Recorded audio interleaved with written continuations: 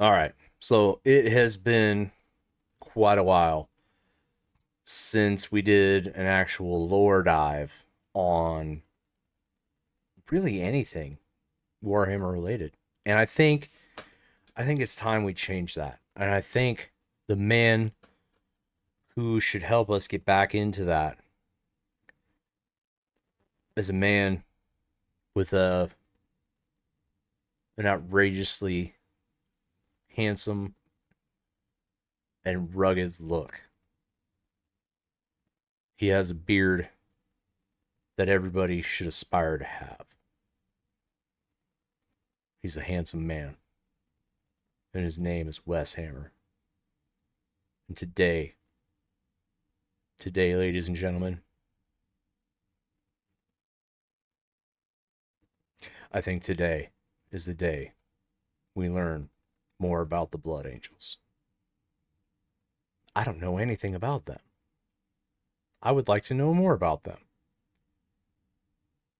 And Weshammer does an amazing job at giving us all the information we could ever want to know about the Blood Angels, or about any faction, or any chapter of Space Marine, or anything in the Warhammer universe. Because he's like a walking encyclopedia of this crap. So, without further ado, um, big shout out to him. Thanks, Weshammer. He's always awesome. Uh, this is Weshammer's Are the Blood Angels Really Vampires? I've heard stories that they kind of are. I don't know. Let's find out. This handsome fella right here. Not me. Look at him. I have a pretty vivid memory of the first time that I was told that the Blood Angels were actually vampires. It blew my edgy teenage mind. This faction I had known about for years had this secret thirst for blood that, admittedly, wasn't exactly secret. Now, if you know me, you know that I'm a huge fan of the spooky stuff. Zombies, werewolves, Draculas, Frankensteins, and creatures from the Black Lagoon. Love it. Well, aren't we all kind of morbid in our own way because we love this stuff? I'm almost positive that that's a thing. Warhammer, well, fans, I feel like a lot of us are kind of like on the level where we really like horror stuff and we really like morbid stuff, and this is like an offshoot of that because there's so much horrible stuff in this just grim dark universe as it is, you know. So it makes sense. Can't get enough of them. But as somebody who wasn't super deep into the lore at the time, this spookiness wasn't exactly apparent with the Blood Angels. This doesn't exactly scream creature of the night. When you look at other 40k factions like the Necrons or the Tyranids, or literally any Chaos Legion, your first impressions are not going to be that far off. You take one look at a Plague Marine and you can pretty quickly and accurately summarize their whole shtick. But the Blood Angels?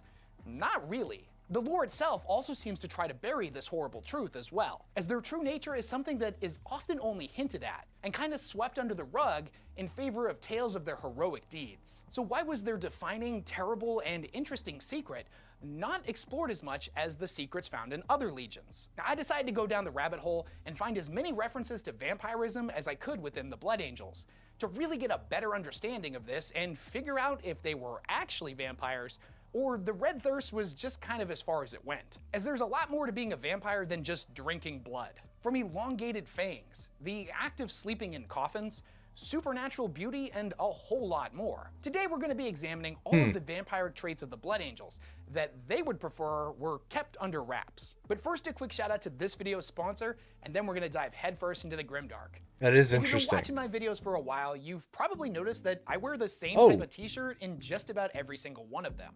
Now, they come from this really cool website called Into the AM. Wes likes magic too. That's also interesting. I can honestly Huh. Warhammer and Magic the Gathering. We meet again. Okay, real quick. How many of you out there watching this play Magic the Gathering 2? I feel like there's a big crossover. I know that there's a big crossover. I'm just curious. Let me know in the comments. Just like how many? Because I know I do. I got right over there. I got my Warhammer stuff and my Magic the Gathering, a few of the decks. I got a couple around here. I even got Space King. I got the Star Defender on that one over there. All my Warhammer decks have those stickers from Space King on them. So, I mean, yeah. Tell you that Also, Commander. Commander is the goated format. Fight me. I with a big. I'm Let's pretty do it. confident I don't need to explain to you what a vampire is. We're all No. familiar with them. They have been one of the most common monster archetypes in fiction for hundreds of years. And although the vampire has taken many different forms, from the creeping, monstrous Nosferatu of the silent film era, the ravenous and feral vampires, like the ones portrayed in 30 Days of Night, and even the brooding and sexy vampires, made popular in romance novels and many TV shows. The Blood Angels share a lot of characteristics with all of these different vampire archetypes, but is it fair to actually call them vampires, or are they more just vampire adjacent? In order to figure this out, we should come up with a list of tropes that are commonly associated with vampires, and see how many of them apply to the Blood Angels. So what are vampires most known for? Well, first and foremost, there's the drinking of blood or eating of human flesh, the presence of fangs, the creatures being undead or having some form of eternal life, the ability to create more vampires, the act of sleeping in coffins, being able to shapeshift into bats or other animals, their supernatural beauty, and having an aversion to sunlight. I think it's important to note that one does not have to have all of these things to be considered a vampire, as all of these traits in isolation can be found in many other classical monsters, but the more boxes we check off, the easier it will be to come to a conclusion. Amongst all of the common traits that are held by different types of vampires, the hunger for blood is probably the most common, and this is a trait that the Blood Angels share with them. This takes the form of the red thirst, one of their genetic defects. They also have the Black Rage, which came about after the death of Sanguinius, and in a lot of ways can be argued is intrinsically entwined with the red thirst. But for the sake of keeping this mostly focused, we'll explore the Black Rage in a separate video. So at its core, the red thirst is a genetic flaw exclusive to the Blood Angels. This curse, as they call it, causes their warriors to suffer from the unusual and oftentimes uncontrollable lust for the drinking of blood and the eating of the flesh of their enemies. It can manifest subtly with slight cravings here or there, or turn into a nearly crippling biological need in the height of battle that can be enormously painful and mentally exhausting to try to ignore. There have been numerous accounts of Blood Angels losing control when fighting and descending into a blood-crazed insanity that sees them rush forward out of tactical and defensible positions in order to rip and tear at the enemy, charging in like frothing madmen, desperate to feast on the flesh of the enemy and drink all of their vital fluids.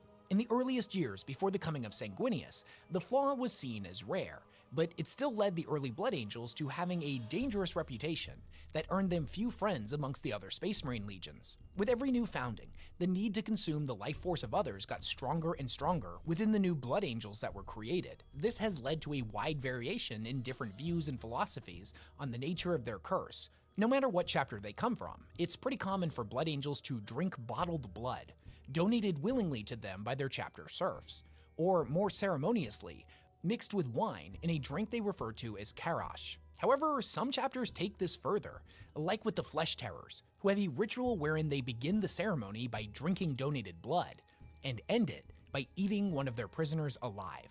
Now, without question, fresh blood taken directly from a living creature tastes 1,000 times better to the Blood Angels, and satiates their dark cravings for a longer period of time.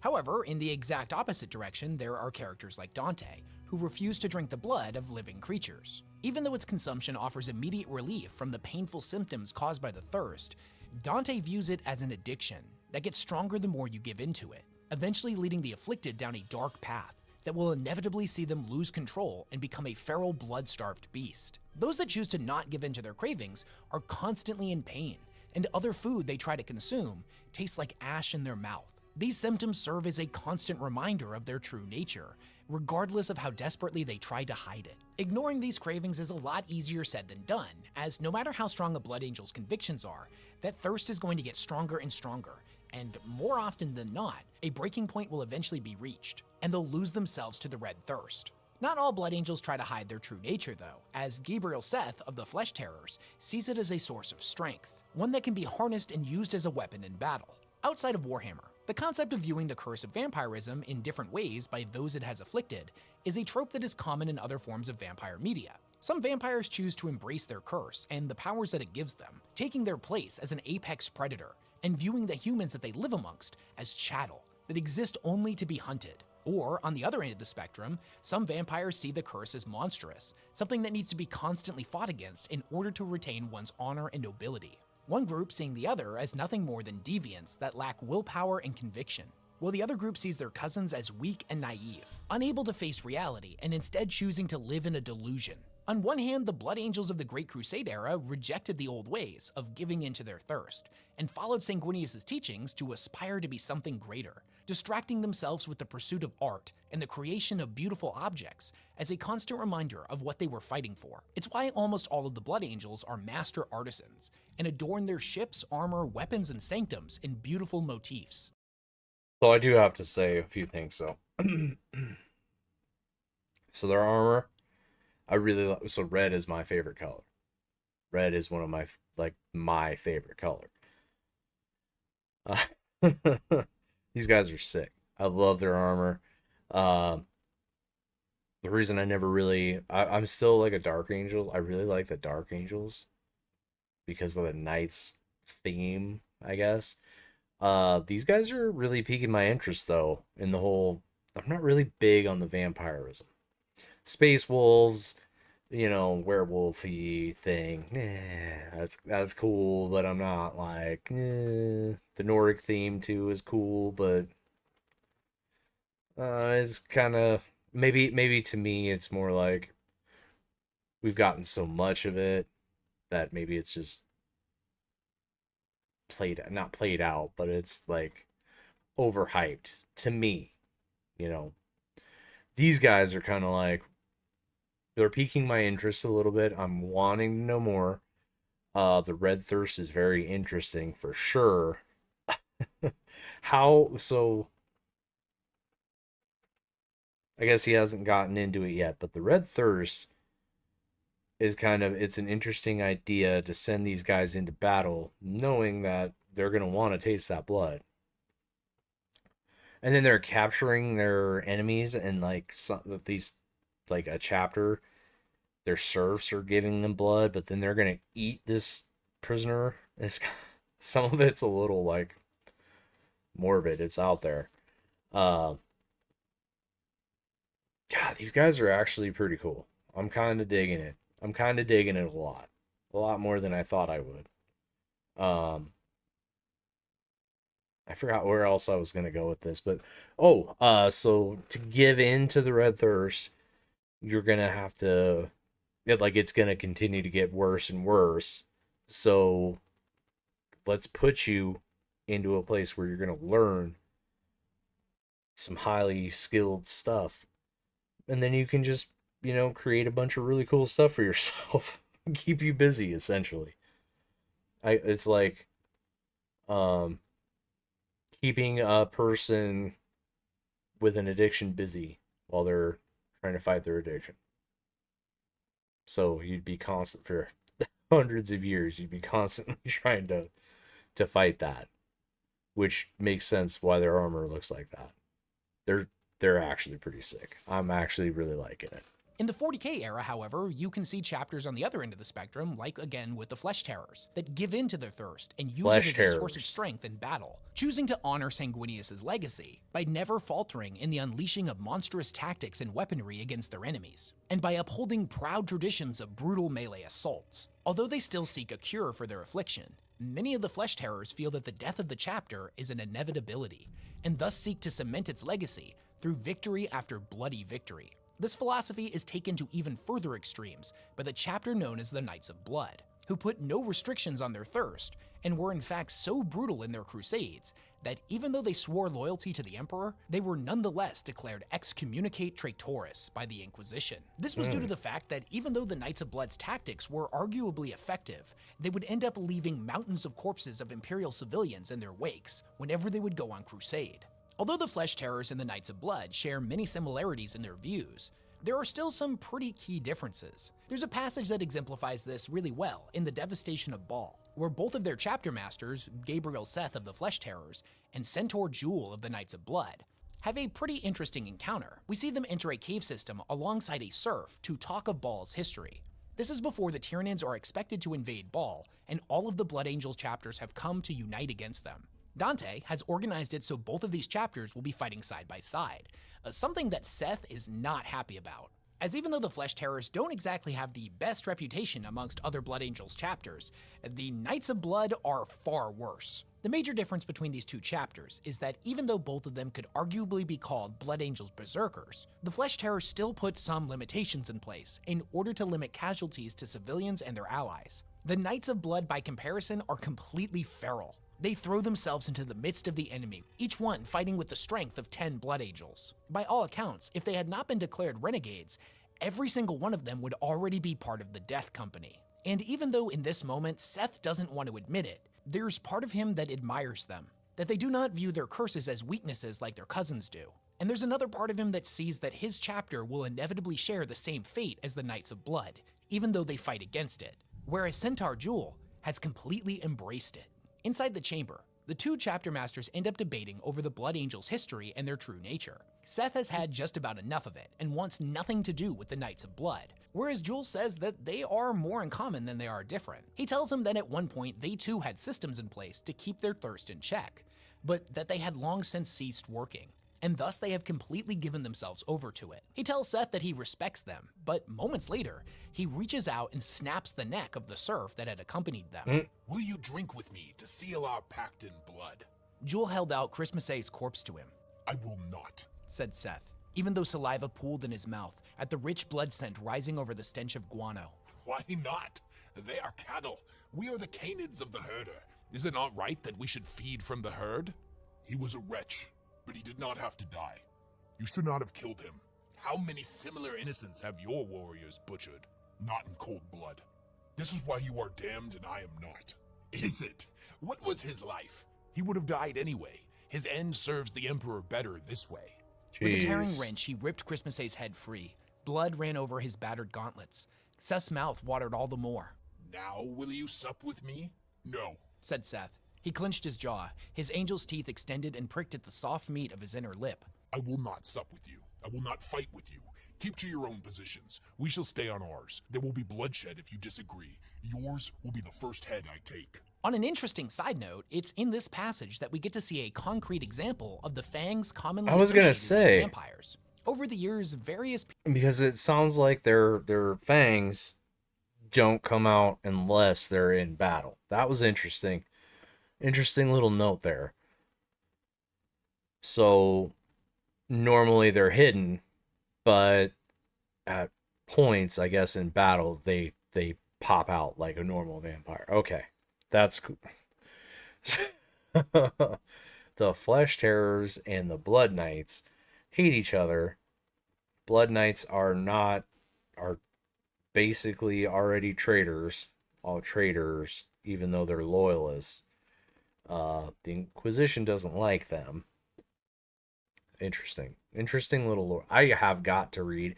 I've heard a lot of really good things about the devastation of Baal. I've got to read that book at some point.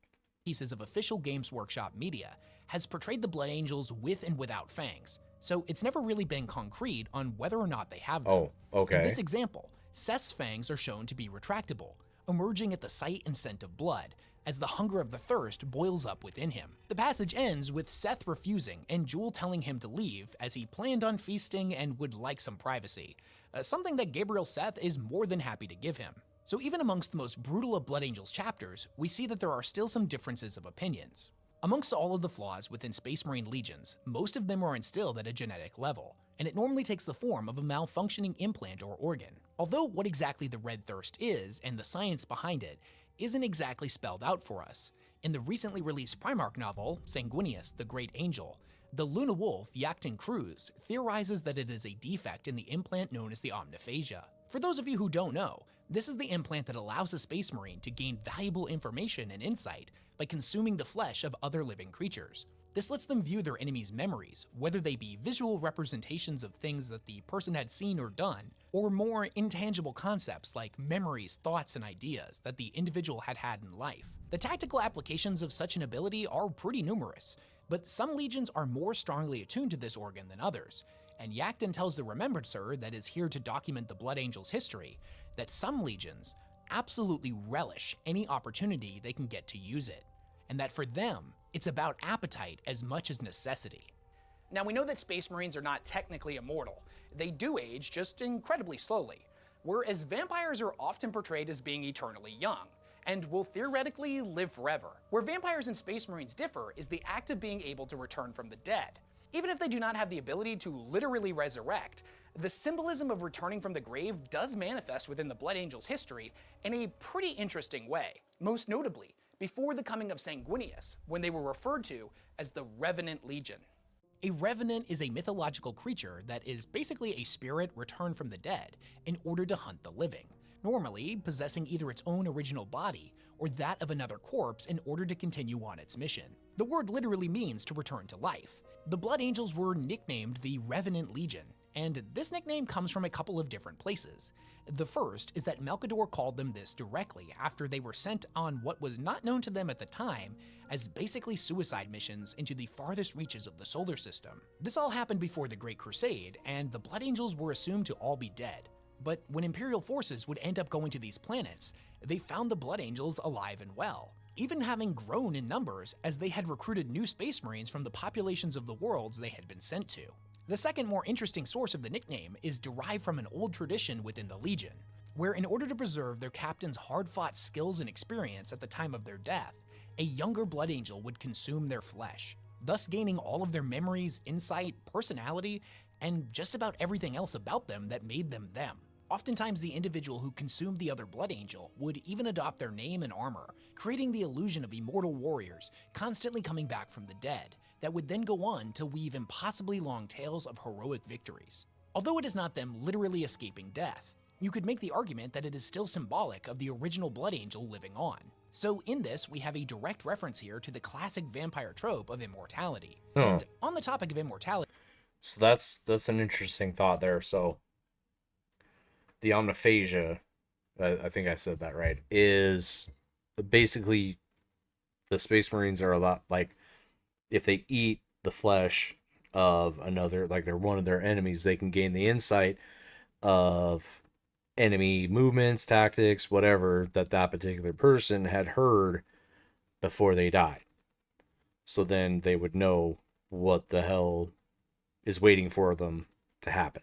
So these guys are taking that to a step further. If your captain goes down and say you're a younger Space Marine that's with him and you're still alive but he's down, you eat a little bit of him, then you get all of his memories and all that stuff, and then okay, so then you're not theoretically him, you're not technically him, but you have all his memories, you remember all the things, and then you adopt his name. So then you just keep going. Are you captain then? That part I'm a little confused on.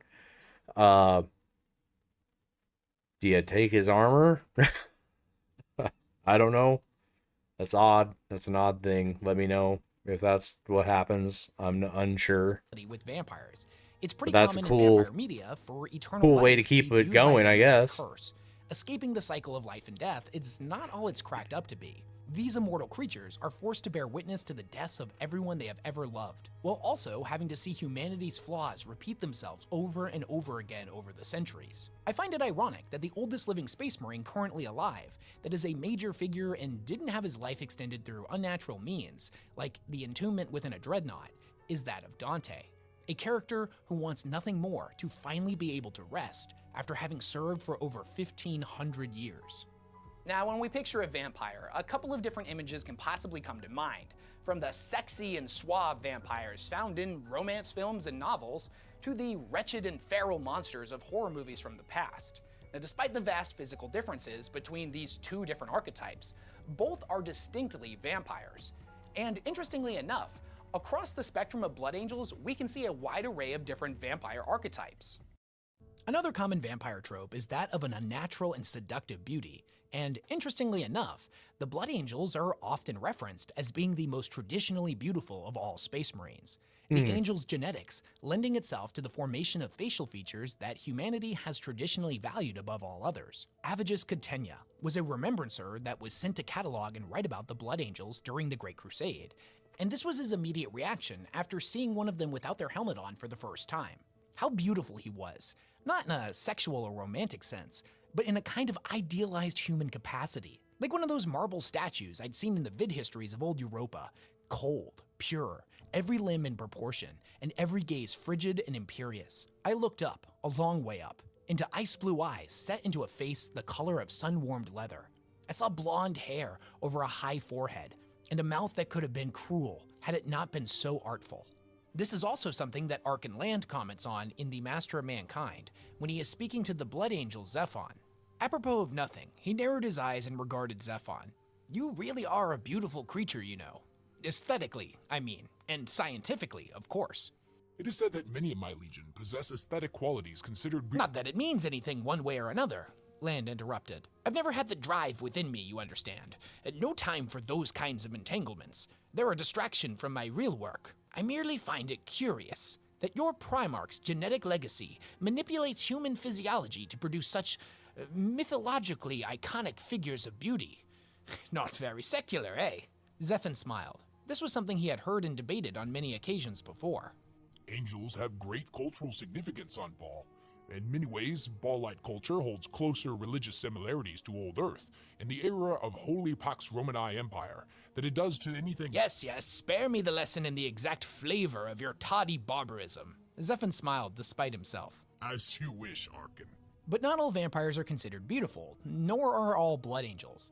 Now, on the other end of the spectrum, in fact, many of the chapters from later foundings are not able to hide their true nature quite as easily as chapters from earlier ones. This quick depiction comes from a gathering of different Blood Angels chapters before the Tyranid invasion. I recognize that guy. Some of them bore the first signs of genuine deviancy. There were warriors with bulging, bloodshot eyes, or unnaturally dry skin like the Blood Drinkers, the glowering mien of the Red Knights, the bright white hair of the Red Wings, and the pronounced eye teeth of the Charnel Guard. Goss had skin so white his veins were a map of blue rivers. Bolthus was unusually ruddy, his angelic features coarse.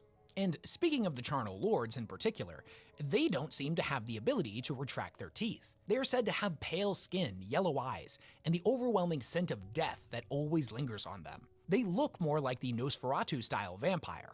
In examining the characteristics of different chapters, we actually get to see the full spread of vampiric physical features from the supernaturally beautiful to the monstrous creatures of the night. Of all of the Blood Angels named characters that exist in the lore, none exemplify the traditional aesthetic of a vampire quite like the chief librarian Mephiston. Not only do his physical characteristics directly resemble that of a classical vampire, but the artificer armor that he wears is modeled to look like flayed skin. A design that was made famous in Francis Ford Coppola's 1992 film, Bram Stoker's Dracula. In the film, a young Dracula wears the iconic suit, designed by Eiko Ishioka, a Japanese-born graphic designer that worked on the costumes in the film. Now say what you want about the movie, but the costume itself was absolutely iconic, and ended up contributing to the movie winning the Academy Award for Best Costume Design. This design would inspire many other armor sets across pop culture for years to come. So the one that Mephiston wears is not only a direct nod to the film, but it is categorically meant to invoke images of vampires. Another common trope when it comes to vampires is that they sleep in coffins. And it makes a lot of sense. They're undead monsters. And what better symbol of death is there than... So, wait a minute. So let me get this straight. If you are not a main Blood Angels, in the main Blood Angels faction, and you're like in one of the secondary legion, or that's not even the main Blood Angels Legion, if you're like a secondary chapter or offshoot, second founding, blah blah blah, your vampirism traits can be much different and much harder. Like they could be, like you could be like Nosferatu kind of. So the curse kind of really goes off tangent depending on which version you get. Is that like how you get picked for where you go, or is it the specific gene seed that you get when you're brought in? How if they all have the same, well, I guess not even if they all have the same, if the Primarch Sanguini, which I don't know much about, if they're all using his gene seed, right, to create all the things, all the Space Marines, right? How is it split off so much between all of these other, that they're getting this many variations and mutations? And then how does it work where you get it, and then if you're not beautiful and you're freaky looking, then you have to go into this other, or does it matter? Or let me know. I'm confused on That that. of a coffin or a sarcophagus.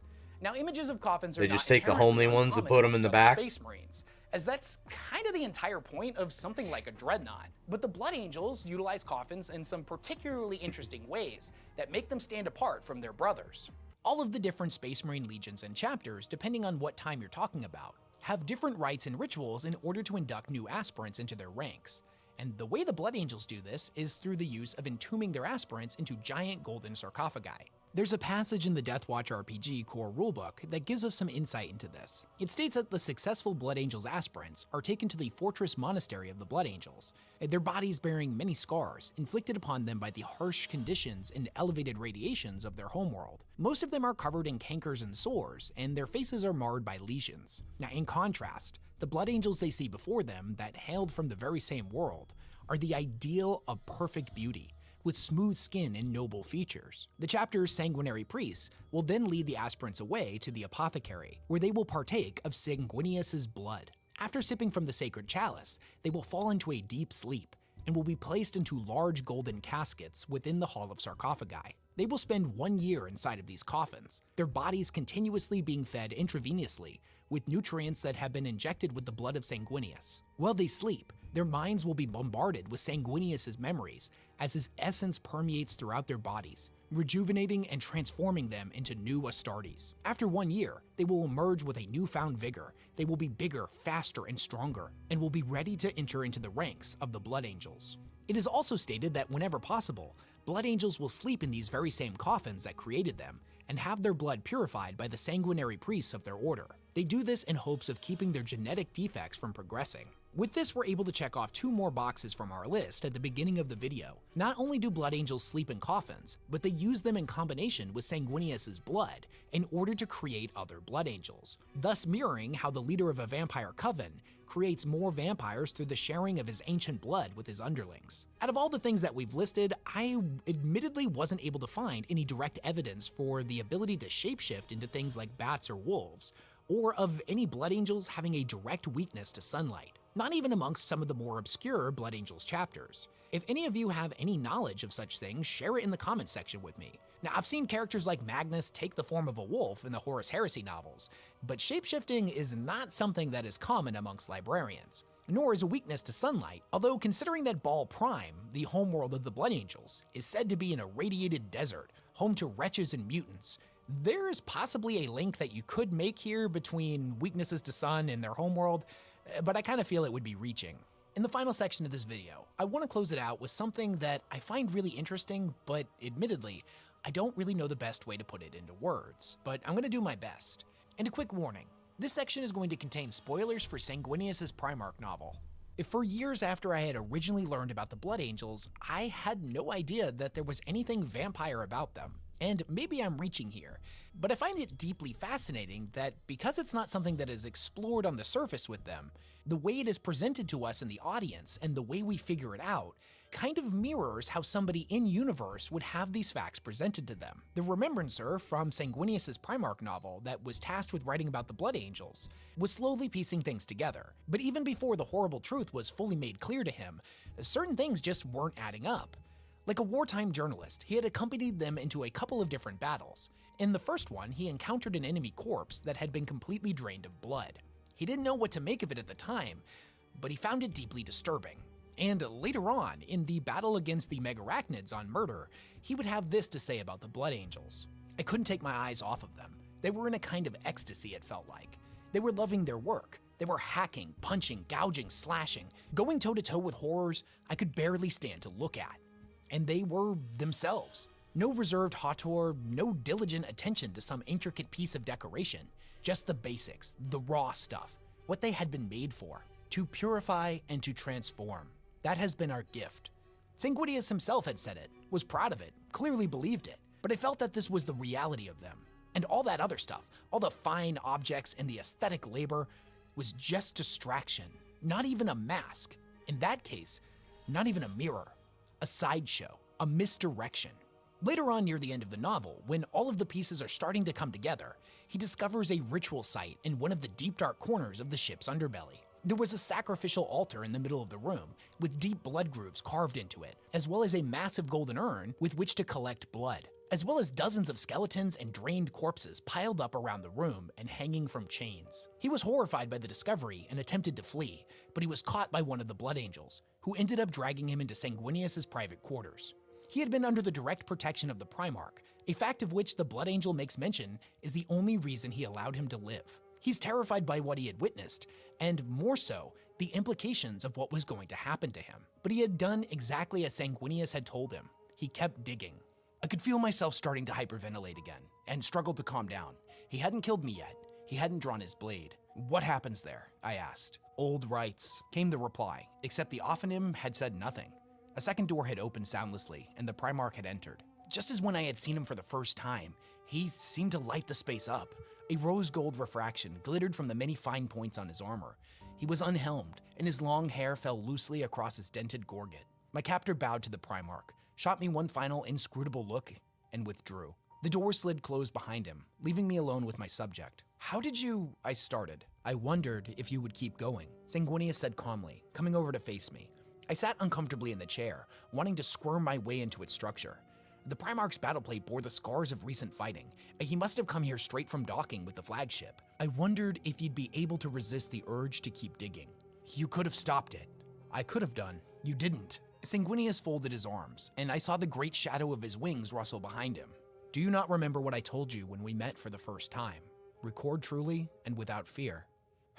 I should ask you then, I said carefully. What happened down here? The Primarch paused, searching for the right words.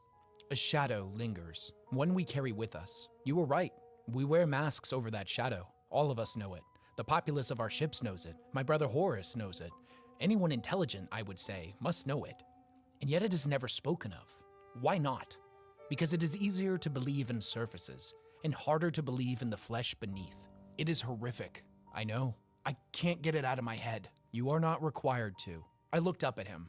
I saw the severe beauty of his frame, his armor, his bearing. I wanted to believe that there was a flaw in it, something I could uncover and expose. Now I knew the flaw was there, and I had seen the grisly effects of it.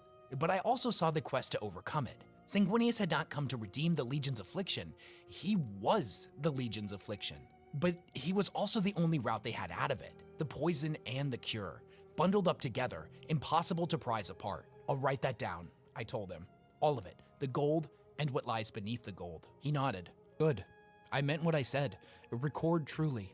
I bowed and resolved to do so. For as long as I live, you have my protection, and thus you have nothing to fear.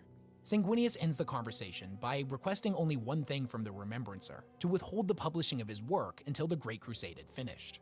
Once the fighting was done, he would be able to dedicate himself entirely to finding a cure. He believed wholeheartedly that this was something he would be capable of doing with his father's help. And once that cure had been found, he wanted the people to know the truth of what they had been. Unfortunately, we as the audience know that this would never come to pass, as the Horus heresy was right around the corner. And perhaps even more tragically, this Remembrancer would end up getting killed years later by his colleague, that viewed the truth as dangerous. From her perspective, it was better to present the Imperium with only the mask, the great lie. Show them only the gold and finery that will inspire the masses, and bury the monstrous truth underneath. Of course. Why wouldn't you stop the propaganda? Like, yeah, it just... That's a bummer. That's a bummer. Like, he knew the truth and he was about to publish it after the death of Sanguinius. That's when he could have done it, or if Sanguinius had lived after the events of the heresy, he probably could have found a cure. That's a bummer. And now nobody will ever find out. Well, maybe they will find out. Who knows?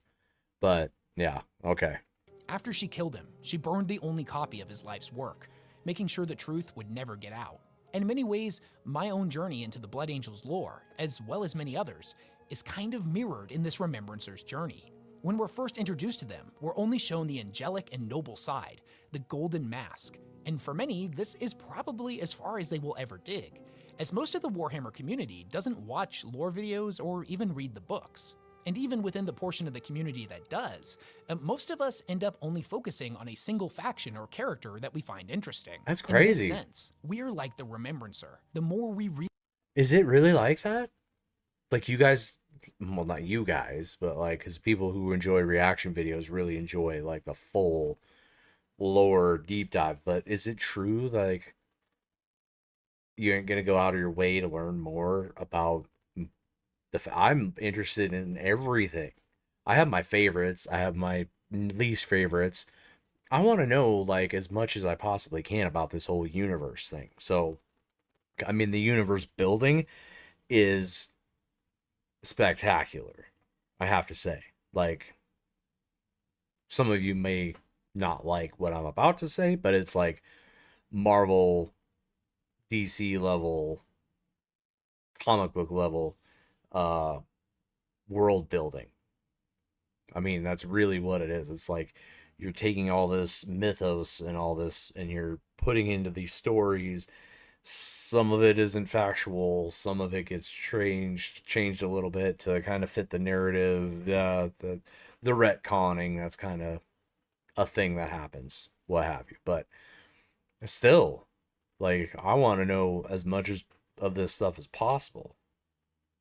Maybe that's just my ADHD, my autism. Um, that's crazy. Well, I guess, I mean, if you're busy building models and stuff, like when I build the models and I paint, I want to listen to this stuff. I want to listen to the books while I'm doing that kind of stuff. Or I want to listen to like specific music that reminds me of Warhammer. So, I don't know. That's interesting. The more we discover, the more that mask eventually falls away. And once it does, we're left staring directly into the eyes of a monster. But what do you guys think? Is it fair to call the Blood Angels full-fledged vampires, or are they more just vampire adjacent? Do you think Games Workshop should be doing more to make them resemble vampires, or do you like them just the way they are? Kind of like do you them know the of way any they other are. vampire-like traits or stories about the Blood Angels that you find particularly interesting? I'll fully admit I've only read a handful of Blood Angels novels, mostly just the ones that I used for this video. So I'm sure there's tons of other cool examples of vampire stuff in other Blood Angels books that I haven't personally read yet. And I would love to hear about them from you if you have read those books. Thank you very much for watching the video all the way through, and if you like content like this, don't forget to subscribe to the Well, Weshammer. Of course, handsome, talented, amazing beard. I'm not talking about myself. I'm talking about Weshammer. He always does a great job. That was stellar. I really, really liked it. I really want to know much more about the Blood Angels now. I really like the color. I like how just decked out they are. I think it's interesting that they learn all that stuff to keep the thirst away. Um, yeah. I need to. So I can't remember where. So I'm still working my way through the Heresy novels. I am on the first Heretic. I need to get back into that. But yeah, I haven't even run across any Blood Angels yet. I really want to keep pushing forward through this stuff. Are they so? Wes asked a very, very important question before we wrap all this up. Do you feel that the Blood Angels are vampire enough, or do you want them to be more vampire? Let me know in the comments. Also, make sure you're subscribed to West, of course. He doesn't need, what am I saying? Make sure you are subscribed to Weshammer, please. He is an amazing man. We love his stuff here. He's awesome. Don't know where I was going with that other thing, but anyway, have a great day, and I'll catch you in the next one. I'm a little rusty. It's been a while since I've done one of these, and I'll catch you in the next one.